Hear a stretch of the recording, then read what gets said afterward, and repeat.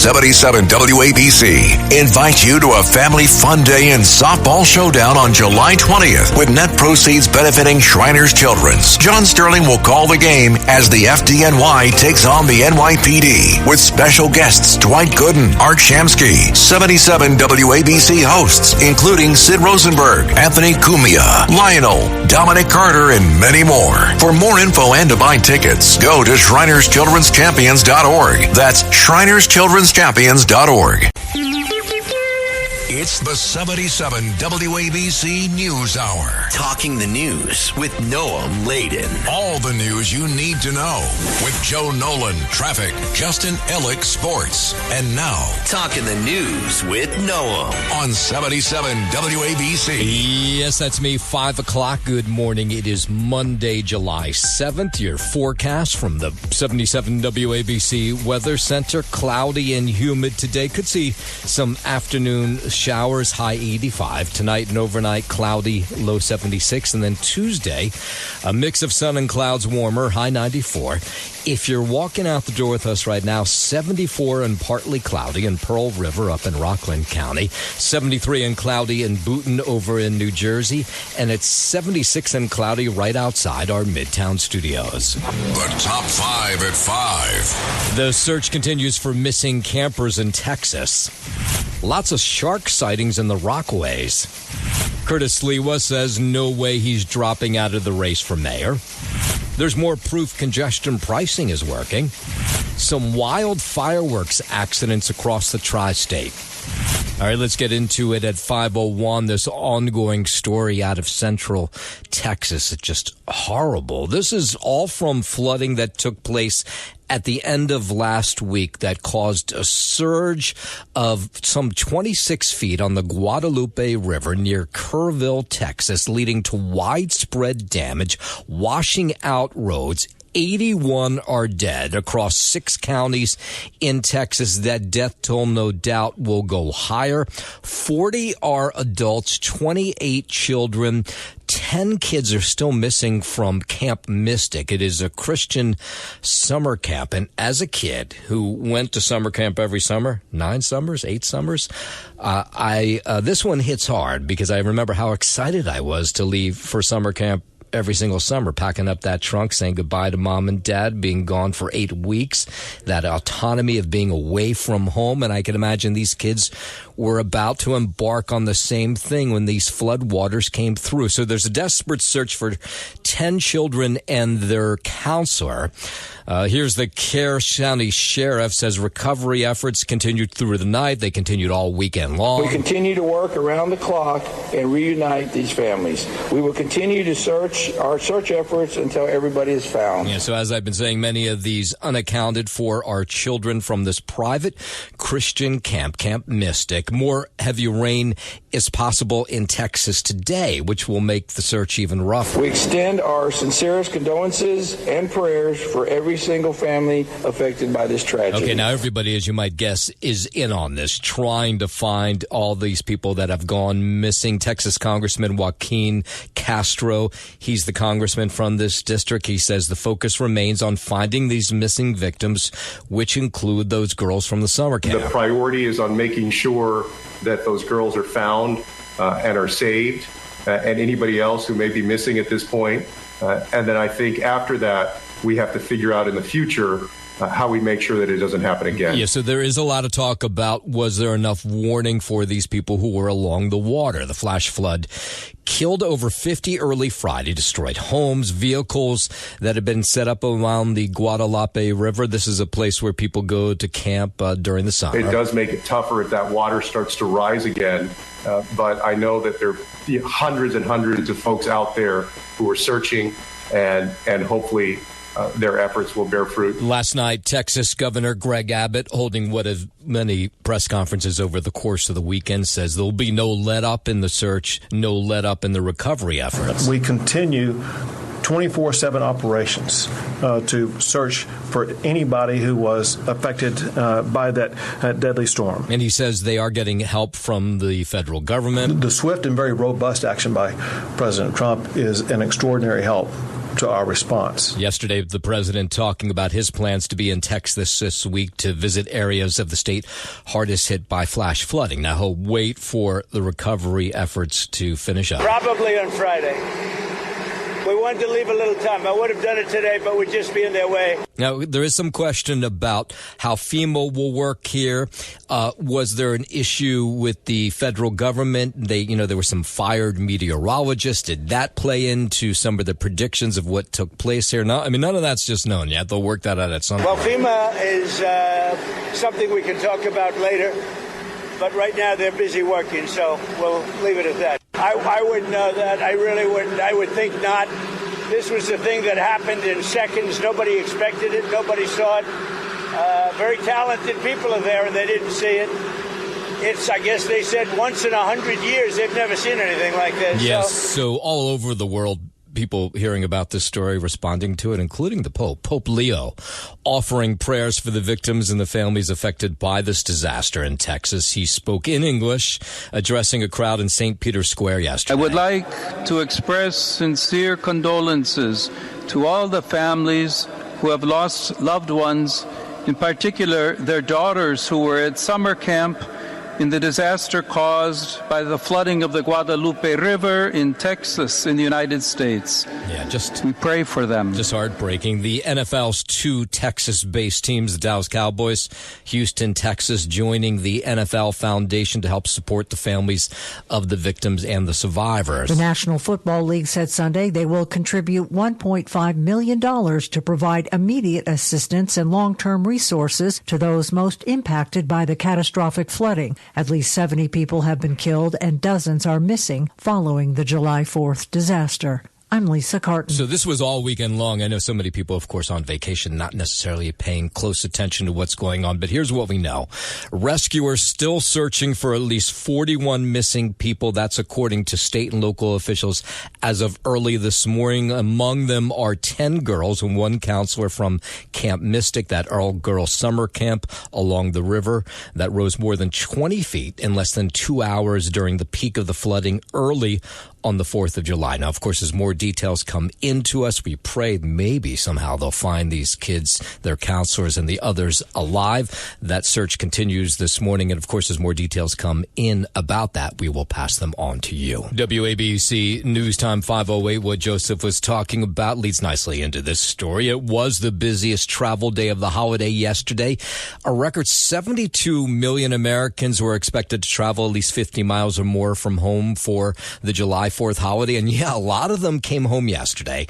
And what they were belly aching about was just how long it took them to do so. Oh man, I don't even want to go back to work tomorrow. Just to get from where we were to here, it took us 5 hours instead of 4. We started around 12:30 and it said we'd be home by like 5:30 and it's almost 8 o'clock by the time we get home. Yes, so gas prices considerably lower this year than they were last year. That's what played into a little bit of what people were willing to go far and away for the holiday weekend. But then the tough part was last night getting back home. It took 6.5 hours to get here from Massachusetts to Washington. It's 8.5 hours on the way home. I would say it's a little better this weekend, actually. I don't know if more people left yesterday. Well, he had a good experience. But at the airport's actually mostly pretty good. No big delays that we were told about, at least as of last night. 5:09. There's no positive ID yet, but police in Turks and Caicos say they have found a body as they search for a Manhattan man who's been missing since late last month. In a news release, the Royal Turks and Caicos Islands police say the decomposed body of a man was found Saturday morning in Grace Bay, the same area where 51-year-old Brian Terrence of Manhattan was last seen leaving his Airbnb early in the morning of June 25th. A private investigator hired by the family tells CBS there's nothing so far pointing to criminality in the case, and they're not giving up hope on finding Brian alive. I'm Larry Kofsky, NBC News Radio. WABC News Time 5:10. Authorities investigating after a teenager died while in police custody here in the city over the weekend. Police say emergency services were called just before 1 a.m. to the 41st Precinct along Longwood Avenue in the Bronx. The 18-year-old female had a medical issue while in custody there. Multiple police officers performed CPR until EMS arrived on scene. The teen was taken to a local hospital where she was soon pronounced dead. The cause and circumstances circumstances surrounding the girl's death remain unknown. The NYPD Force Investigation Division is investigating the incident. WABC News Time 5:10 over to New Jersey, where a state of emergency was in effect in Plainfield, New Jersey over the weekend. This was after on Thursday, these powerful, fast-moving storms blew through, killed 3 people, giant trees, at least 80 of them, toppling over during what was a 5-minute storm. It took down electrical wires. It crushed cars. And over the weekend, they were working hard to just clean up the mess and get the power back on. Wind started to whip. Trees were just all over the place. The next thing I know, rain, hail, and I'm sitting in the driveway, and I just watched the tree topple over. Yeah, and that's in fact how 2 of the people who were killed last week, is when the tree toppled over on their car. Cleanup crews working nonstop this holiday weekend to clear the streets, forcing the cancellation of all 4th of July activities in town. I was trying to help, but so. Yeah, so the good news is what we've been told as of earlier this morning is the power is back on for everybody in Plainfield. 5:11. Governor Hochul declaring congestion pricing a huge success and says it's creating a better life for New Yorkers. Hochul says that in its first 6 months, congestion pricing has reduced traffic, boosted business, and increased ridership on mass transit. She added it has also raised revenues to allow for critical capital improvements to subways, buses, the Long Island Railroad, and Metro North commuter lines, and is on track to reach the forecasted $500 million mark by the year's end. Congestion pricing went into effect January 5th and charges drivers a toll to enter Manhattan below 60th Street. I'm Lisa Salvati. WABC News Time 5:12. This was a strange story out of Esperado, California last week. You may have heard of this. The fireworks warehouse just exploded, and it took them for days to figure out exactly what took place. I mean, it wasn't until this weekend they started giving us information about what took place. But 7 people inside this fireworks warehouse were killed in this accident last week. I still have hope that some way, somehow, he's here, whether he's stuck, whether he's stranded somewhere, whether he has no way of communicating with us. I'm just praying to God. That was one of the women who raced to the scene last week. So the Yolo County Office of Emergency Services confirming that 7 people were warehouse employees, and those were the 7 people who were killed last week. Now, while it took them so long to figure this out, it's not 100% clear. It might just be small town police force, small town EMTs. What caused this fireworks accident, that's not just completely clear yet.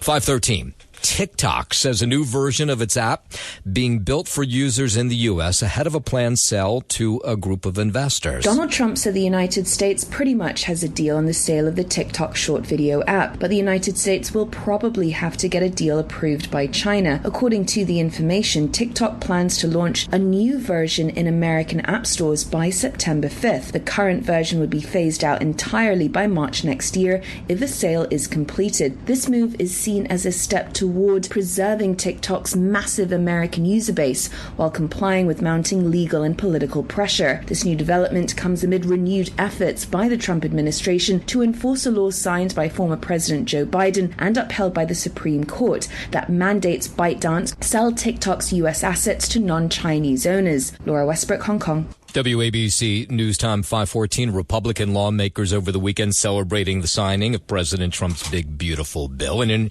interview with Fox News yesterday, House Speaker Mike Johnson says the bill will be a step up for everyday Americans. The average American, the typical American household, will have $13,000 more in take-home pay. This is a great thing for people who go to work every day. They're going to feel that. Johnson says the legislation will deliver on the administration's American First agenda. And we're giving everybody a tax cut, and that's going to help the economy. It's going to be jet fuel. Now, Democrats disagree. Of Long Island Congressman Tom Suozzi warning of the effects of the big, beautiful bill. He says he's concerned what the legislation could mean for the American people. It just doesn't make sense that you're reducing taxes for some of the wealthiest people, hurting some of the lowest income people, while blowing the biggest deficit in the budget that we've had in the history of the country. Those things just don't add up. Treasury Secretary Scott Bessent says the big, beautiful bill will improve affordability. Appearing on CNN's State of the Union, Bessent said this bill will help low earners. So permanently, the highest 10% will pay a higher percent of the taxes. I think affordability, safety, and growth are the three things this bill is going to generate. Bessent refuted recent findings from the Yale Budget Lab on the bill. The lab found the income of the lowest earning Americans will drop. Bessent said the lab staff features some former members of the Biden White House. The massive tax and spending package was signed into law by President Trump on Independence Day. I'm Liz Radabali for 77 WABC News. Florida has alligator Alcatraz. Alaska may soon have polar bear Alcatraz. We'll get into that story in just a moment. But first, 5:16, let's head over to the 77 WABC Sports Desk. Good morning, Justin Ellick. Good morning to you, Noam Layden. We will start here on the diamond in Queens. Aaron Judge hit his 33rd home run. Left fielder Cody Bellinger started a pivotal double play, and the Yankees stopped a 6-game losing streak by beating the Mets 6-4 to avoid a weekend Subway Series sweep. All-star Max Fried improved to 9-1 in 12 starts after Yankees losses after Judge staked him to a 5-0 lead with a 2-run homer in the fifth off Brandon Waddle, part of Judge's 3 RBI day. The Yankees, who tumbled from the AL East lead by losing 16 of 22 games, had matched their longest losing streak. They stopped the Mets' 4-game winning streak in the process as well. Devin Williams pitched a perfect ninth for his 12th save in 13 chances. Mets manager Carlos Mendoza was ejected by home plate umpire John Bacon after a pair of called strike calls on Luis Torrens starting the inning. Mendoza was ejected for the second time this season, both in a 9-day span. Both the Yankees and the Mets will be represented at the 2025 MLB All-Star Game. The Mets will be sending Pete Alonso, Edwin Diaz, and Francisco Lindor. The Yankees will be represented by Aaron Judge, Max Fried, and Jazz Chisholm Jr. After an off day today for both squads, the Yanks will return to the Bronx to welcome in the Seattle Mariners for the opener of a 3-game set tomorrow night, while the Mets will go with Clay Holmes for the opener of a 3-game interleague series in Baltimore against the Orioles. And all of these sports going on, Noam Layden, it is really quiet here locally, so we're looking ahead always to the start of a training camp for the Jets and the Giants. Just 2 weeks away now. On July 22nd, veterans will report for both teams. The Jets getting ready for Week 1 against Aaron Rodgers. They know him well. And the Steelers, Giants, will be on the road in Washington against the Washington Commanders. That is your Sports Gnome, and I'm Justin Ellick on 77 WABC. WABC News Time 5:19. Let's head over to Alaska. Officials there floating the idea of a polar bear Alcatraz to house illegal immigrants in the northern state. Florida has been getting a lot of media attention for opening a migrant detention center in the Everglades. They call it Alligator Alcatraz. White House policy advisor Stephen Miller has called on Republican governors to work with the administration to build migrant facilities in all red states. Earlier this week, an Alaskan official responded by telling Fox News, "We don't have alligators, but we have lots of bears." Alaska Governor Mike Dunleavy has not commented on bear Alcatraz. I'm Michael Kastner. Let's go down to Washington, where the president says he's trying but not making a lot of progress on a Russia-Ukraine ceasefire. You spoke with Vladimir Putin at the end of last week. We had a call. It was a pretty long call. We talked about a lot of things, including Iran. And we also talked about, as you know, the war with Ukraine. And I'm not happy about that. Their conversation came just a couple days after the U.S. announced it was halting some weapon shipments to Ukraine. Israel has sent a team of negotiators to Qatar for talks with Hamas about a Gaza ceasefire. The office of Prime Minister Benjamin Netanyahu says a team was sent Saturday to negotiate a truce proposal with Hamas, despite changes in the proposal requested by Hamas being unacceptable to Israel. The announcement came after Hamas said it had a positive response to a U.S.-backed proposal that would involve a 60-day truce in Gaza. I'm Mark Mayfield. WABC News Time 521. Elon Musk spitting mad about the big, beautiful bill. So now he's forming a third new political party. He announced the creation of the America Party on X, a day after posting a poll asking users if they support making a new party. Musk said the party will give Americans, quote, Back Your Freedom. The world's richest man went on to say the party would caucus independently and could focus on just a few seats in the Senate and the House of Representatives. It's unclear if the party has been officially registered. I'm Rob Martier. President Trump, responding to all this, let it be known how he feels about Elon Musk's announcement that he's starting that third party. I think it's ridiculous to start a third party. We have a tremendous success with the Republican Party. The Democrats have lost their way, but it's always been a two-party system. The president slamming the idea, saying that the two-party system works just fine. And I think starting a third party just adds to confusion. It really seems to have been developed for two parties. Third parties have never worked. So he can have fun with it, but I think it's ridiculous. And this was a big moment in my household where we are big UFC watchers. The president announcing that he wants to bring a UFC fight to the White House as part of the nation's 250th birthday celebrations next year. Trump says the event will host 25,000 people on the grounds of the White House to watch this UFC event. We have a lot of land there. We're going to build a little... We're not. Dana's going to do it. Dana's great, one of a kind. Going to have a UFC fight, championship fight. He says it's just one of the many events that'll take place across the country to celebrate the landmark birthday of the U.S., 250 years. White House Press Secretary Caroline Leavitt says the president is dead serious about this idea. Full fight, like 20, 25,000 people. And we're going to do that as part of 250 also. We're going to have some incredible events, some professional events, some amateur events. Yeah. But the UFC fight's going to be a big deal. Yeah, my kids always pressure me now to get tickets. They're like, you have connections. We're going to have a UFC fight. We're going to have a UFC fight. Think of this on the grounds of the White House. It'd be kind of crazy. 523.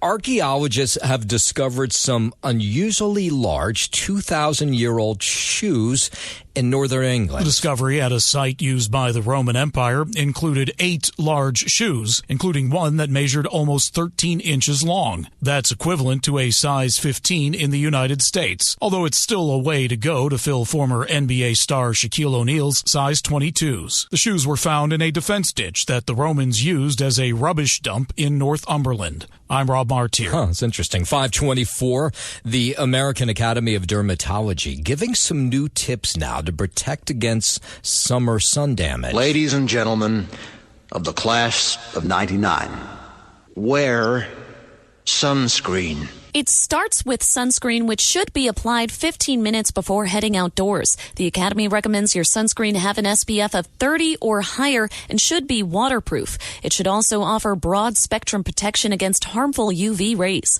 Dermatologists also say not to forget your ears, your hands, and the tops of your feet when applying sunscreen. Experts say physical barriers like hats or standing under the shade is the best way to protect your skin. However, just like Boz Lerman says, trust me on the sunscreen.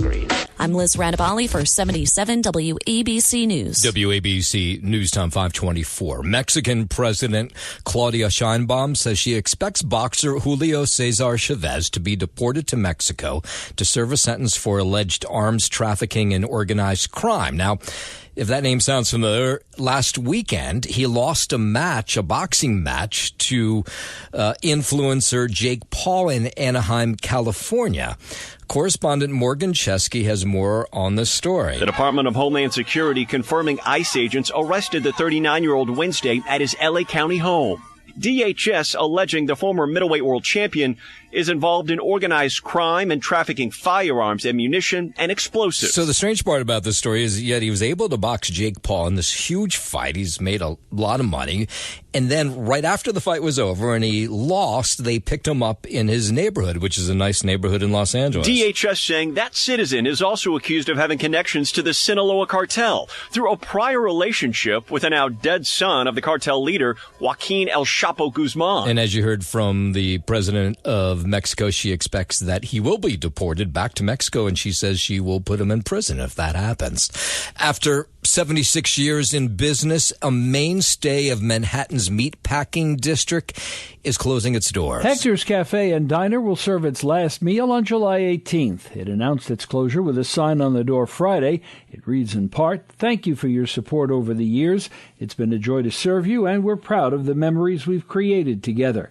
ABC7 reports the owners say they're making way for a new housing development which will also displace the last meatpacking business still remaining in the district. I'm Larry Kofsky, NBC News Radio. A new survey reveals that almost all Gen Z students are using AI now to do their homework. A new Scholarship Owl survey of over 12,000 high school and college students found that 97% said they have used AI. The survey found that more than 1 in 5 students admitted they used AI to write college or scholarship essays before even getting to campus. Gen Z students used AI for everything from writing class essays, homework, as a study aid to note-taking. ChatGPT was the most popular AI tool used by 80% of students. Wow. I'm Rob Martier. And to think we used Cliff Notes, that was the best we could get back in the day. 527, traffic, transit on the 7s. Here's Joe Nolan. Cliff Notes? I didn't even get the books. I just got the Cliff Notes. I didn't even bother with the books.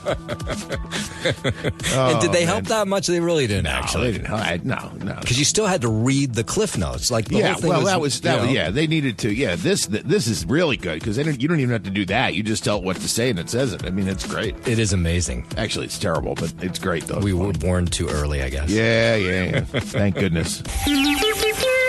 It's the 77 WABC News Hour. Talking the news with Noam Laden. All the news you need to know with Joe Nolan, traffic, Justin Ellick, sports. And now, Talking the news with Noam on 77 WABC. Yes, that's me. Good morning. It is Monday, July 7th. Your forecast from the 77 WABC Weather Center. Clouds, humid today. Could see some afternoon thunderstorms, high 85. Tonight and overnight, cloudy, low 76. And then Tuesday, warmer, a mix of sun and clouds, high 94. If you are walking out the door with us right now, so happy you are.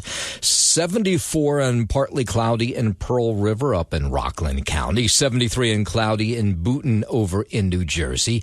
And it's 76 and cloudy right outside our Midtown studios. Let's go out to the campaign for mayor here in New York City. President Trump last week suggested that he might support Mayor Adams in the race for mayor. He didn't go all out and say he was endorsing him, but he said he liked the mayor. But of course, the Republican Party already has a nominee, and his name is Curtis Sliwa. And Curtis says he's the guy. He's the Republican. Republicans should be choosing on Election Day. He has been all over the place. He was on Channel 7 over the weekend with Bill Ritter talking about the race for mayor. And he says that he had warned us a long time ago about how bad Eric Adams would be as a mayor.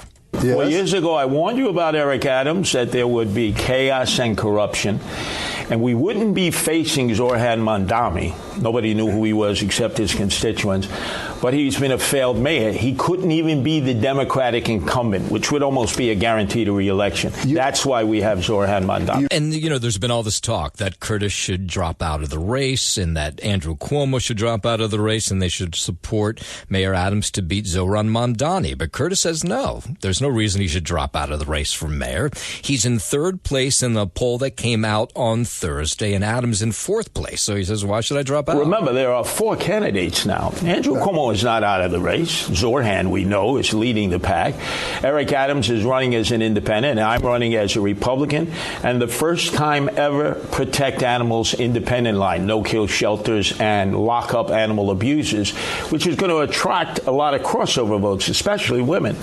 So if I start with 28%, why should I be out of the race when it's Eric Adams who really doesn't have a base to operate? And Curtis says Andrew Cuomo should stay in the race, too. He's only 8 to 10 points, depending on which poll you look at, behind Zohran Mamdani, who's the leader in the race so far. Anyway. Look at the numbers.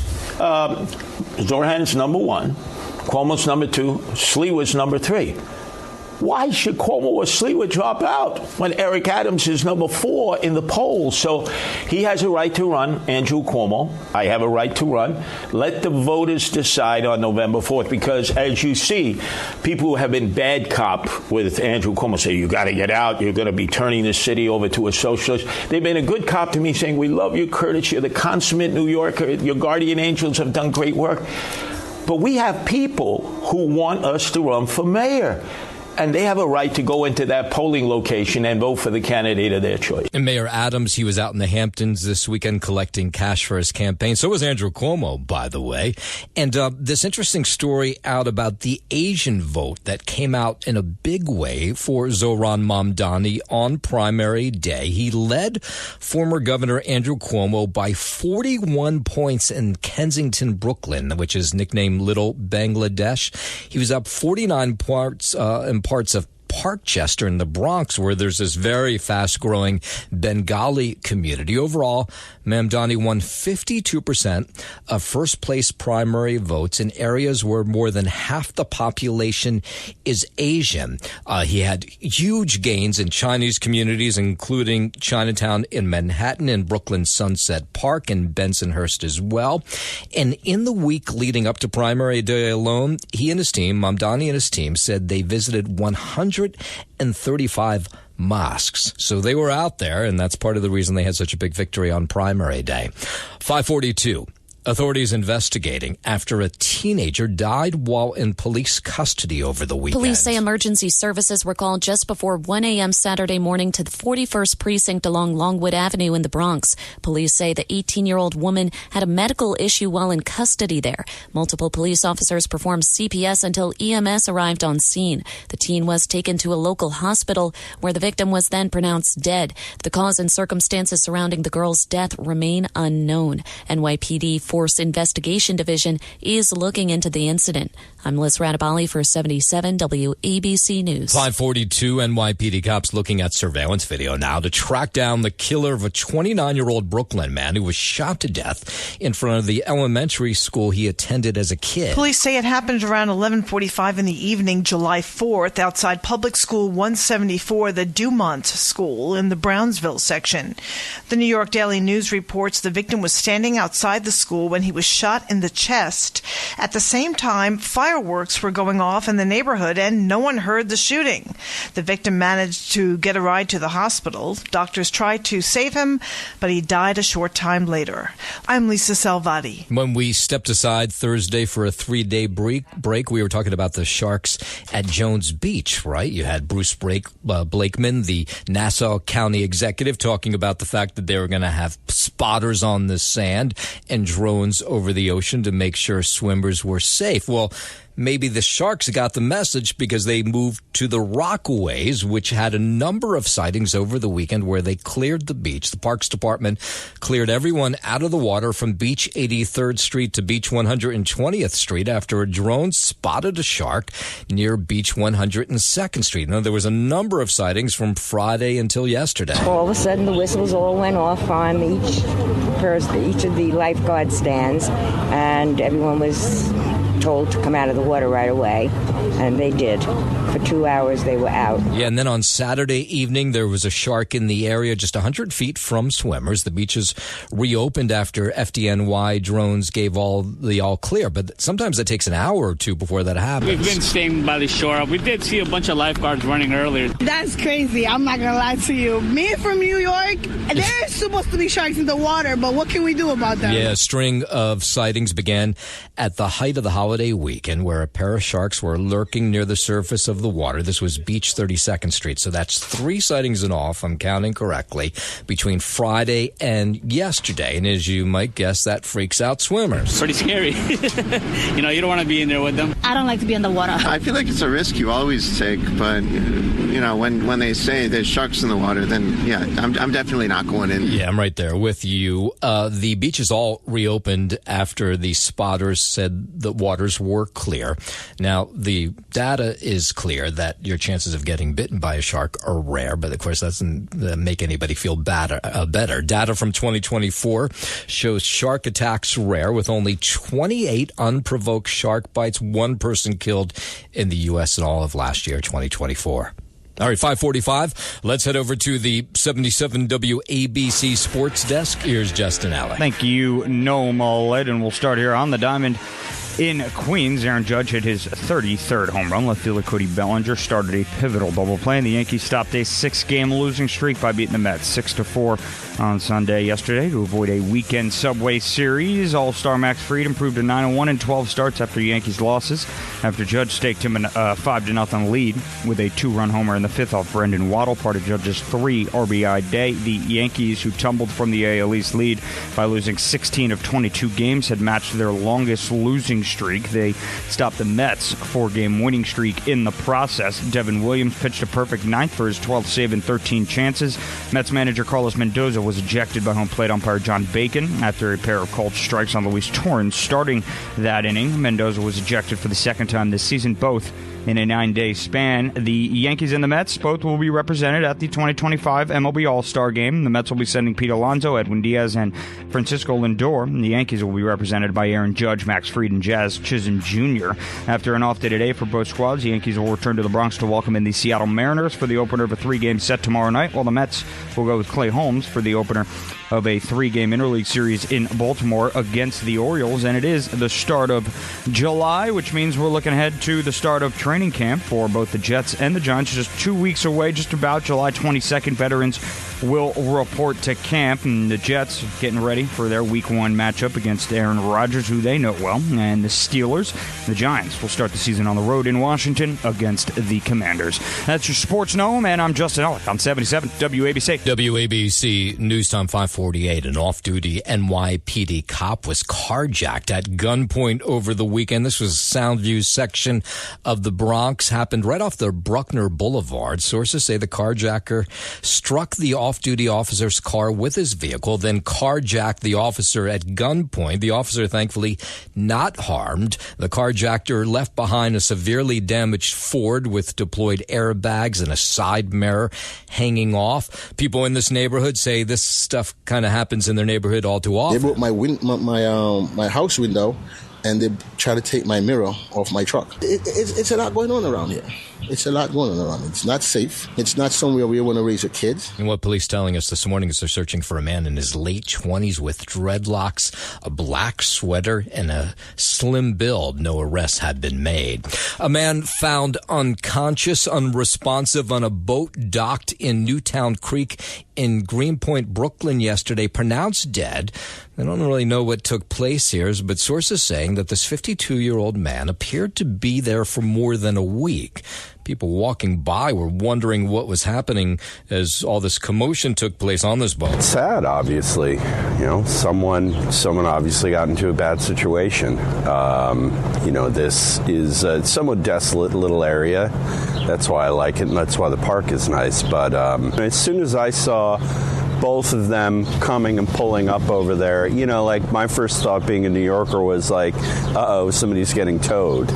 But I guess it's worse than that, honestly. Yeah, crews were searching the water for clues as to how this man passed away. Medical examiner's office has not yet determined the cause of death. Police not treating the case yet anyway as a homicide. So far, do not suspect any foul play. 550 out to New Jersey, where the city of Plainfield coming out of its state of emergency days after that severe storm left down power lines, uprooted trees, one of which fell on a car and killed 2 people. PSENG and Department of Public Works crews, they were out cleaning debris, working to get the power on all weekend long. We've been driving around just to see the damage, try and help out if we can, and having no power, I'd rather have that because most people lost everything. Yeah, so there were places where you could pick up ice and water during the course of the weekend. The Plainfield Senior Citizen Center, that was open for people who wanted to cool off because it was kind of a hard, rough weekend weather-wise. And you could charge your devices, grab a drink, a bite to eat. So the good news is we've been told this morning that the power, for the most part, everybody we've been told has the power back. We need ice. We just went back to our house from yesterday. We didn't stop, so we had to fill the generator, and then we need ice for the fridge, so to put in the cooler. So it's very nice. Yeah, so it was a long weekend if you were in Plainfield, New Jersey. 5:52. This woman talking to Eyewitness News about a fireworks show that took place in Brooklyn, and it was an illegal one. It was, this woman was in a park on the 4th of July. This was the Newtown Barge Park in Greenpoint. And you know how it is. People just start doing their own fireworks show. So she was there with her family for a picnic, and all of a sudden, this family started shooting off fireworks. And some of those fireworks hit her and family members. I just saw a huge firework literally hurling towards my head, and it exploded right next to my ear. The third one had these sort of like offshoots, like 10 or even more, that went directly sideways into the crowd. Yeah, so it was really just a chaotic scene. People trying to run away, get away from the explosives. Maybe the people firing them off lost control. That part's not really clear, but this woman says she saw a huge firework hurling towards her head, and there wasn't much she could do to get out of the way. A little bit of my hair caught on fire, and thankfully went out quickly. If you're going to choose to do illegal activity on July 4th, be savvy enough to do it where you are not going to affect anybody. Doing it in the middle of a crowd of families, to me, is sociopathic. Yeah, and she says that she spoke to NYPD cops who were nearby and said, hey, we should probably do something to this family. And she says they didn't seem to really care or go towards the people who had been shooting off those fireworks. And then up in Yonkers, a man suffered a significant hand injury caused by the detonation of a firework that he was holding. That's, of course, always the problem, is you hold on to the firework a little too long, which apparently is what took place here. I don't see nothing happen. When I just come in, somebody called the ambulance. That's it. I called the ambulance. When I see him right there, I see only hand. That's it. No finger, no nothing. I see all the blue. Yeah, it's a little hard to understand, but what he was saying is that person may have lost some fingers during this accident. He also suffered facial injuries from the blast that took place July 4th up in Yonkers. 5:54. Congestion pricing turned 6 months old this weekend, and Governor Hochul boasting that the toll program's reducing traffic in the city, among other benefits. The number of vehicles down 11%. That's according to the data cited by the governor's office on Saturday. 67,000 fewer vehicles entering the congestion relief zone every day. More than 10 million fewer vehicles have entered the zone compared with last year. That's all the data shows. The head of the MTA, Jano Lieber, reacting to this and other studies that say congestion pricing is working. By every possible metric, by every standard, congestion pricing is a success. It's reduced congestion dramatically. It has improved drive times for people. Yeah, so when you talk to drivers, not all of them are on board with this plan. Do you need it? I think so, because pollution is going up, but it's not a well thought out plan. I think it's really, really destroying the city itself. To me, it's just a ripoff. Like, we're paying for the road twice. We built this road, so why are we paying again? You make a good point. The MTA, though, saying that there's been improvements to air quality. A decrease in noise pollution has also been measurable since congestion pricing was implemented months ago. They're just taking the money, put it in their pocket, and they're raising everything just to put it in their pocket. We're not getting nothing out of it. The train runs the same, the bus runs the same, the streets are the same, but their pockets are more bigger than ours. They should give it a year and then use that as a full year to determine when to disconnect it, but changing the deadline is ridiculous. Yeah, so 6 months, so far so good. The governor's office has crashes in the zone down 14%, traffic injuries 15%. MTA says the money generated by the toll program is going to fund essential transit projects across the region. 5:55, the police family. They have a ring-necked parakeet that went missing late last week after escaping through a door that accidentally was left open. This is in Tarrytown. The bird has a following on TikTok. And here's Karen Police, who owns this bird and is desperate to get it back. The bird's name is Blue. He was my bird. He was my bird. My son bought him for me. And he was just like one of us. He was with me every day, on me, talking to me, eating my food, opening the bathroom door. He could open doors, too, with his beak. That's pretty good. Blue is popular, appears in various adventures on his own TikTok channel. And the family just, understandably, it's a pet they're devastated. They can't get the bird back. They've tried. Following protocol that we read about, we played some loud recordings of his voice, loud into the tree line where we first spotted him in the beginning when he first got away. And he responded. He came back. The next day. He got as far as the tree right in front of our house, and we were trying to lure him in. And we have his cages outside. They say he can fly back. He'll feel safer in the cage. He's a beautiful bird. The family offering $1,000 now. I mean, they desperately want this bird back. They got it in the front yard, but it's gone missing again. I've been trying to be very strong for everybody else. He belongs in the house. He's not well equipped to be out there. Yeah, it's unfortunately so far no sign of him since he landed in the front yard a couple of days ago and he flew off again. Thanks for listening to the News Hour with Noam Laden. You can hear the News Hour with Noam Laden weekday mornings at 5 on 77 WABC. If you like the podcast, share it with your friends and listen anytime at WABCRadio.com and download the WABC Radio app. Hit that subscribe button on all major podcast platforms. Plus, follow WABC on social on Instagram, TikTok, Facebook, and X. See you next time for a new episode so you never have to wonder. What the heck is going on here? 77 WABC invites you to a family fun day and softball showdown on July 20th with net proceeds benefiting Shriners Children's. John Sterling will call the game as the FDNY takes on the NYPD with special guests Dwight Gooden, Art Shamsky, 77 WABC hosts including Sid Rosenberg, Anthony Cumia, Lionel, Dominic Carter, and many more. For more info and to buy tickets, go to ShrinersChildren'sChampions.org. That's ShrinersChildren'sChampions.org.